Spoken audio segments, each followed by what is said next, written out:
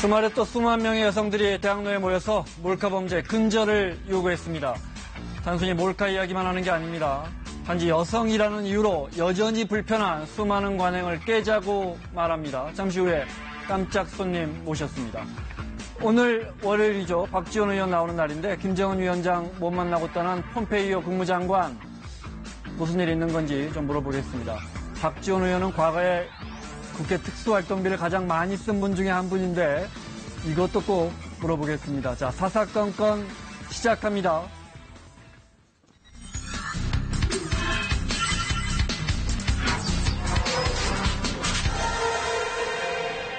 법사위원장은 자유한국당 쪽으로 또 운영위원장은 민주당 쪽으로 그렇게 어느 정도 가다.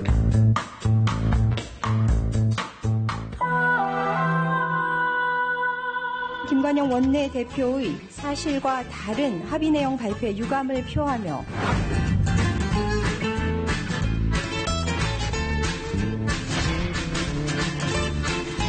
끝까지 대화와 양보를 통해 협상에 임하겠습니다. 민주당은 국정 운영을 책임지고 뒷받침해야 될 집권당입니다.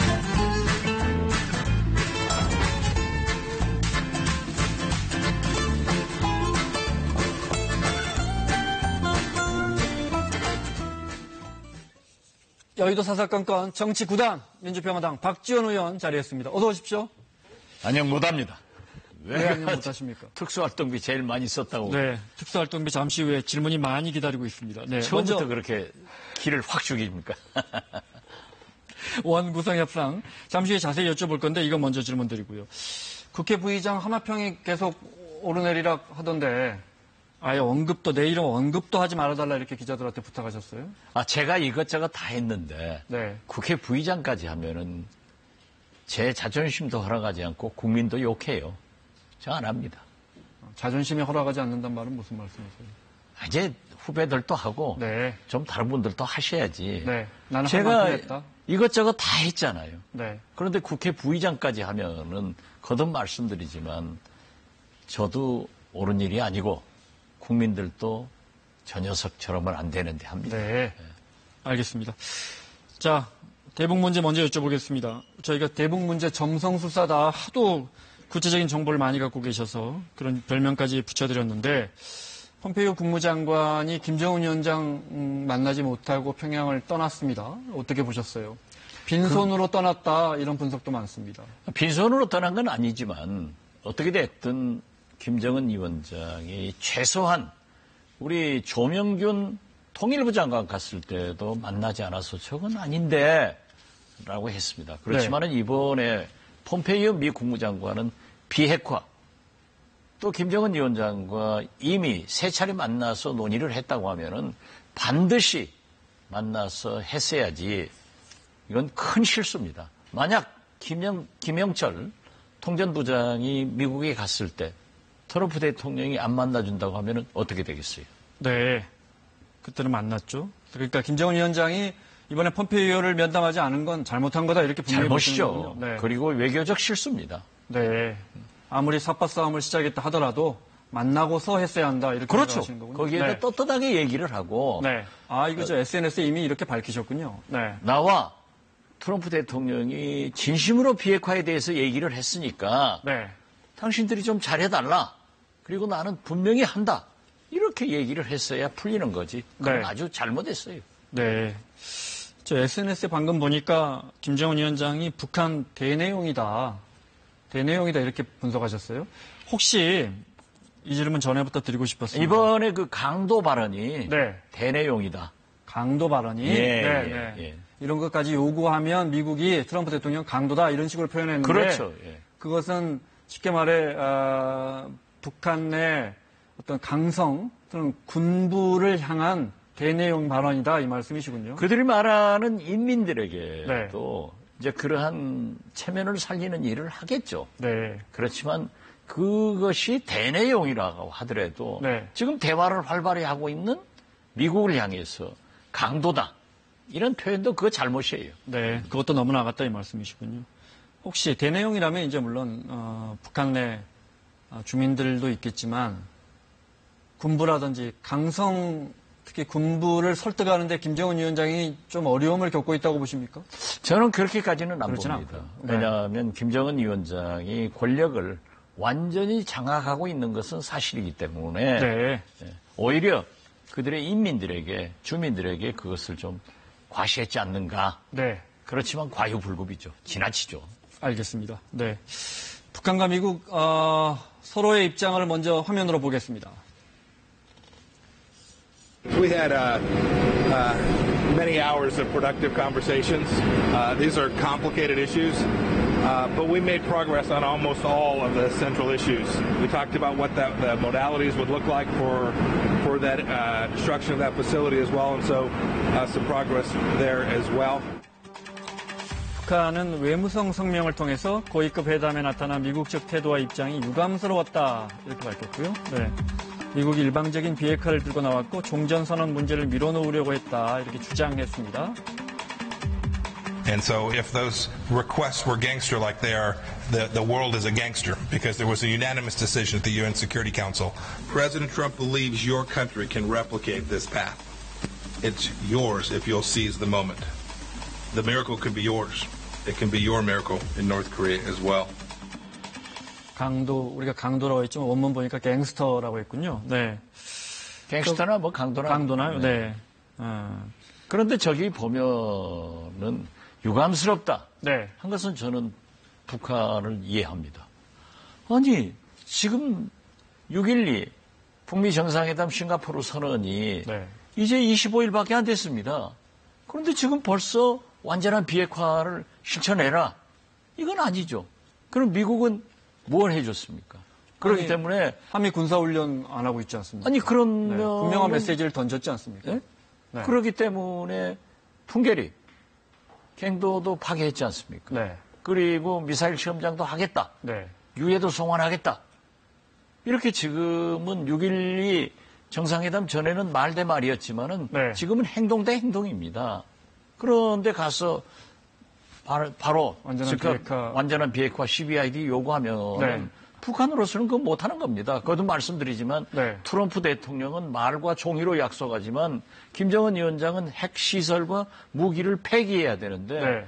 트럼프 대통령 깨버리는데 10초도 안 걸리지만 네. 김정은 위원장은 어떻게 해요? 말과 종이는 되돌릴 수 있지만 핵무기는 다 셧다운하고 나면 되돌릴 수 없다 이 말이죠. 그렇죠. 네. 그렇기 때문에 이번에 저렇게 유감이다 네. 하는 것은 저는 이해가 돼요. 그리고 사실 단계적 동시적을 트럼프 대통령이 수용을 했거든요. 네. 2차 폼페이오 방북 때 갔다 와서도 수용을 했고 싱가포르에서 회담하면서도 과학적인 이유 때문에 네. 당장이 되기는 어렵다. 해커 박사는 10년, 15년 걸린다. 이렇게 했다고 하면은 시간을 주면서 이끌어내야죠. 어떻게 당장 그걸 뭐 파기하라면 됩니까? 네. 방금 성명에서도 알 수 있듯이 북한은 종전선언이라도 빨리 하자 이렇게 미국 측에 요구하고 있나 봐요.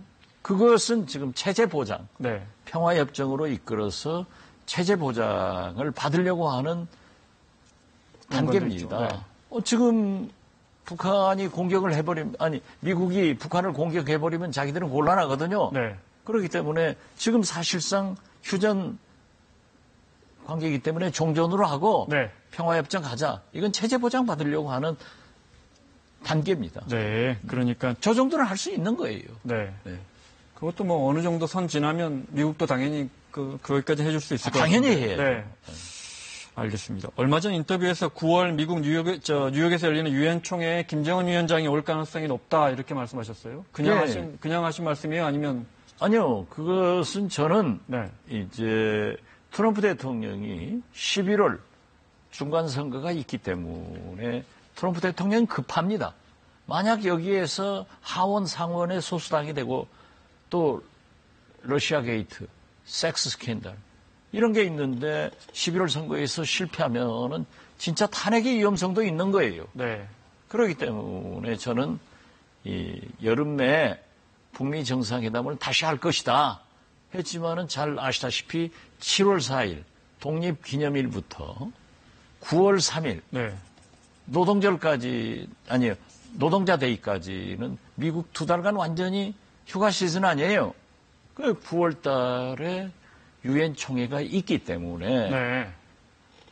여기 초대하면 김정은을 모양새가 유엔 자연스러워질 것이다. 총회로 초청해서 유엔에서 연설도 하게 하고 네. 북미 정상회담에서 잘 된다고 하면은 북한을 개혁 개방의 길로 또 정상적인 국가로 유도하는 거니까 잘하는 거예요. 네. 그래서 저는 갈 것 같아요. 알겠습니다. 우리 정치권 이야기를 해보겠습니다. 어제 자유한국당 비대위원장 후보 국민공모 마감됐는데 뭐 지원은 많이 했답니다.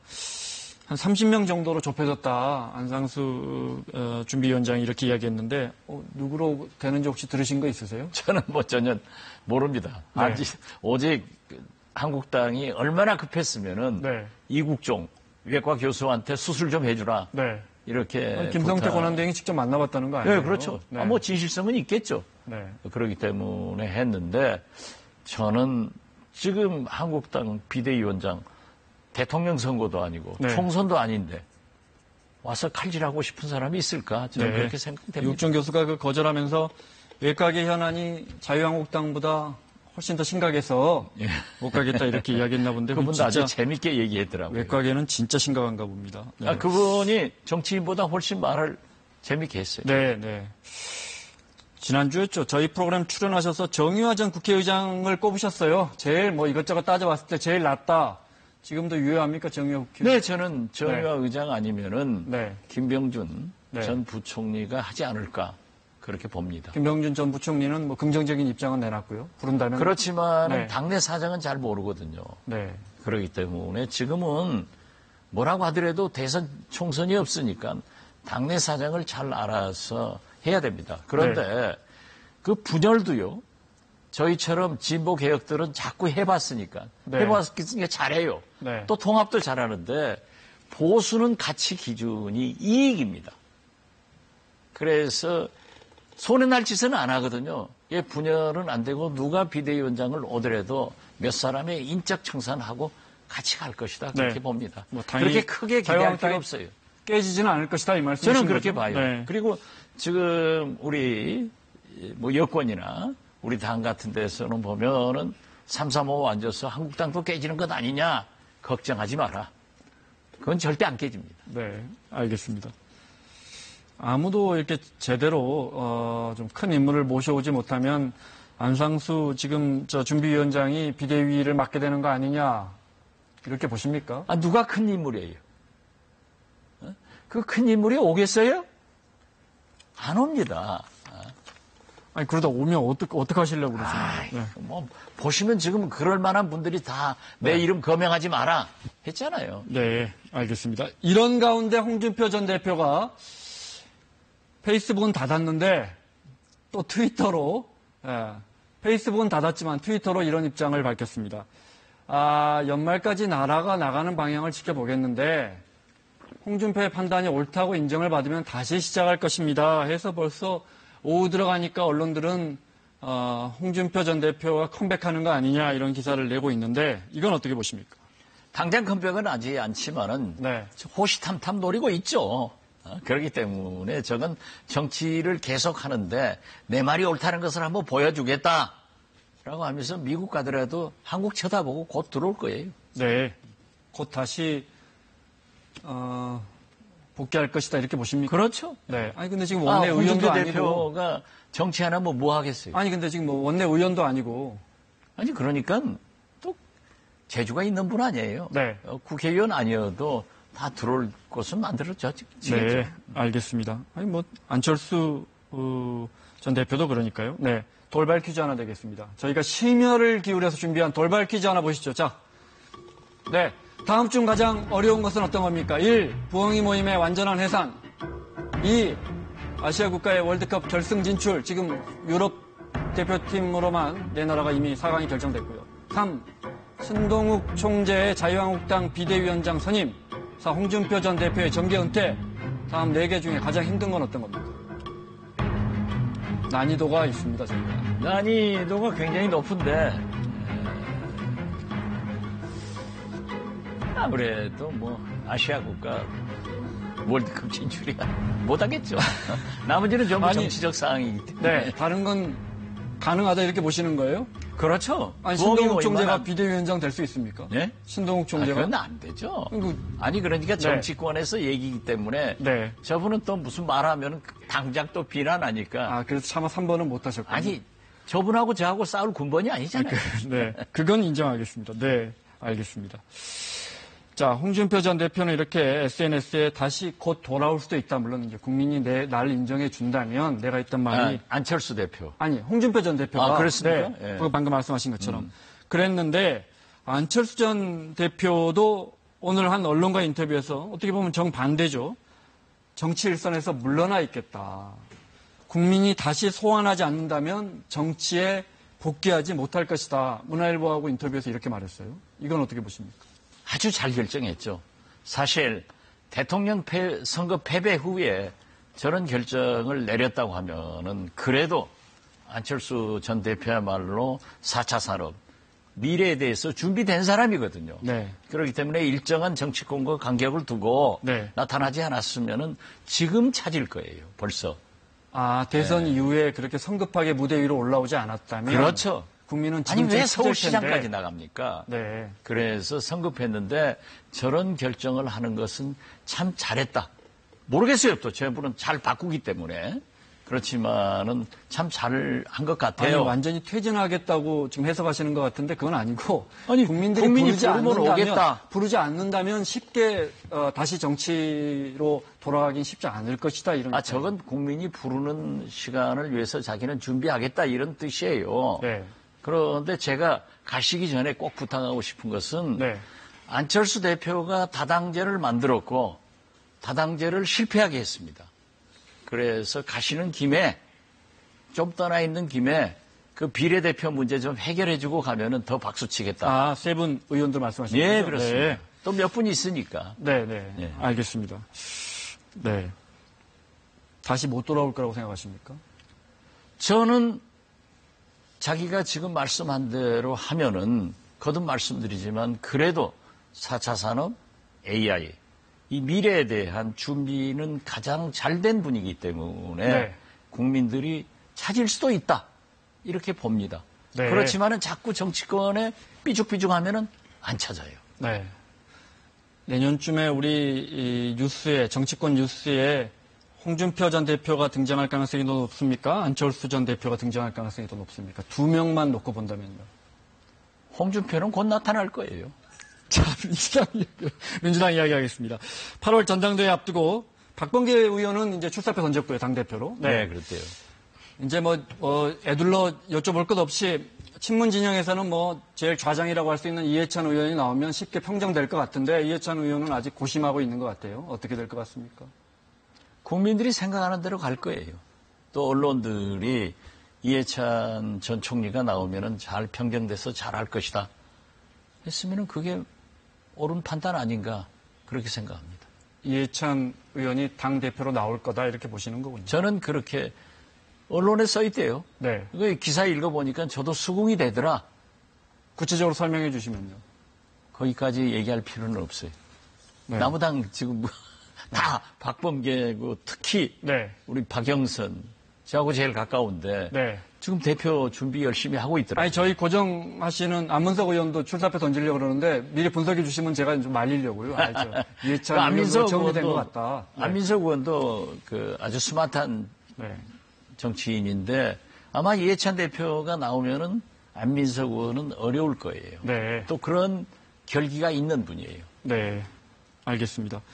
원구성 여쭤보기 전에 오늘 각 당의 입장, 사실은 오늘 오전쯤에 사당이 합의를 하는 거 아니냐, 교섭단체 4곳이 합의를 하는 거 아니냐 이런 전망이 있었는데 원구성 또 불발했습니다. 먼저 들어보겠습니다.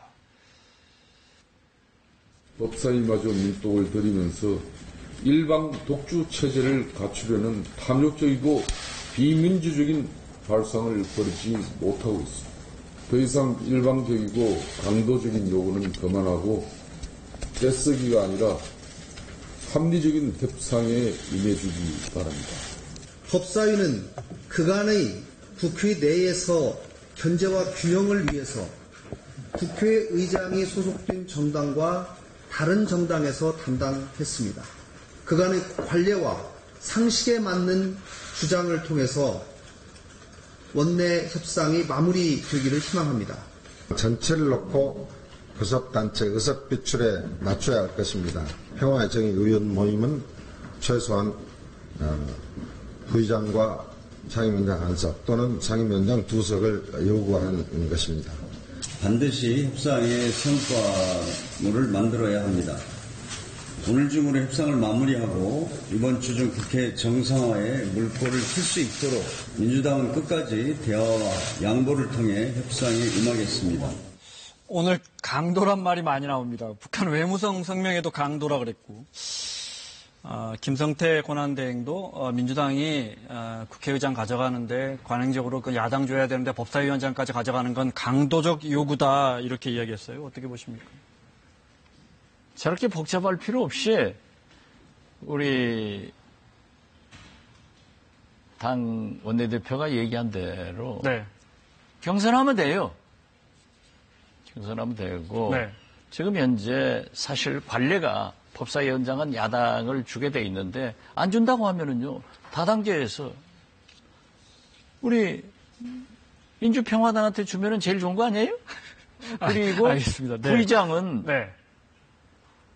바른미래당이 갖는다고 하면 법사위원장은 민주평화당이 네. 또 민주평화당이 자유한국당이 부의장을 갖는다고 용납하지 않을 것 하면은 같은데요. 네. 두 당은 싸우니까. 네. 서로 못하게 네. 하니까. 네, 그러면은 네. 법사위원장을 바른미래당이 이렇게 하면 되는데 저는 그렇게 생각합니다.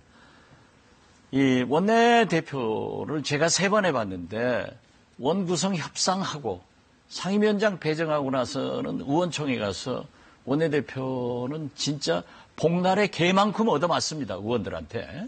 그런데 저렇게 할 게 아니라 우리가 제가 제안한 157석 개혁 벨트를 가지고 밀어붙이는 거예요. 네, 그러면은 바른미래당 따라왔잖아요. 한국당 따라올 겁니다. 그런데 저는 김성태 원내대표, 한국당 원내대표가 지금 리더십이 확실하다고 하면은 법사위원장도 운영위원장도 정보위원장 이 3개가 문제인데 거기서 양보하고 갔을 때 한국당의 친박 의원들이 가만두겠어요? 그러니까 김성태 권한대행도 지금 밀릴 수 없다 이 말씀이시죠? 그렇죠. 네. 그렇기 때문에 원구성은 난감한데 저걸 좀 여쭤볼게요. 여기에서 민주당이 치고 들어가야 돼요. 네. 김성태 권한대행이 그렇게 자꾸 법사위원장까지 법사위원장 아시다시피 이제 법사위원장이 반대하면 법안 상정이 힘들어지니까 지금 굉장히 중요한 자리인데 이렇게 민주당이 법사위원장까지 욕심내는 건 뒤에 청와대가 있기 때문 아니냐. 김성태 원내대표가 권한대행이 오늘 그런 이야기도 했거든요. 그건 어떻게 보십니까? 제가 청와대도 있어봤고 야당도 해봤습니다만은 야당은 좀 막히면은 청와대 끌고 들어가요. 그렇군요. 네. 알겠습니다. 원내대표 3번이나 하셨는데 끝으로 특활비 가장 많이 받으셨더라고요. 물론 이게 3년간만 공개됐는데 공교롭게 이때 큰 자리를 많이 하셨어요. 네. 5억 9천만 원 받으셨는데 이 상당 부분이 현금이죠.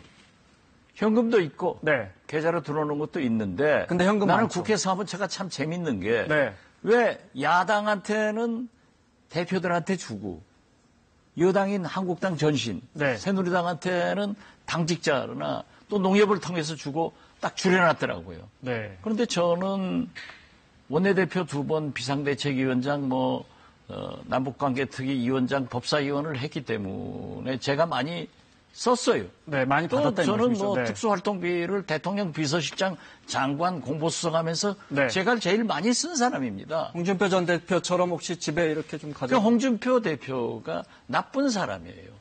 어떻게 그런 얘기를 합니까? 네. 저는 지금까지 특수활동비 써봤지만은 네. 제 손으로 집행해 본 것은 한 번도 없습니다. 네.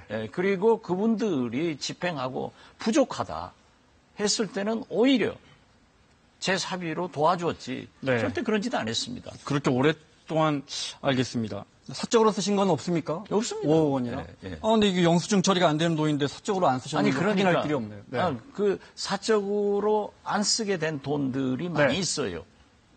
예를 들면은 원내대표, 부대표들이나 수석들이나 대변인, 공보실, 정책실 네. 이런 거 줄 때는 전부 현금으로 주기 때문에 거기에서 내용은 모르죠. 그렇지만은 우리가 야당을 할 때 보면은 늘 예산이 부족하기 때문에 이게 부족합니다 하면은 제가 제 사비로 도와주면 되었지. 도와줬지. 제 집으로 가져가는 사람은 아니에요. 네. 제가 만약 그렇게 가져갔다고 하면은 네. 보십시오.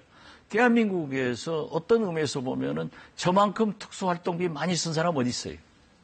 그것 때문에 제가 검찰 조사받고 그 15년간 검찰 조사받고 15년간 재판받았지만 네. 하나도 없습니다. 알겠습니다. 그때 야당이셨으니까요. 네. 여당도 있죠. 청와대 비서실장. 아니, 그러니까 저 특활비 받은 이 공개된 기간 동안에요. 네. 그런데 이제 네. 또 공개하면은 또 제가 좀 많이 받았을 거예요. 네.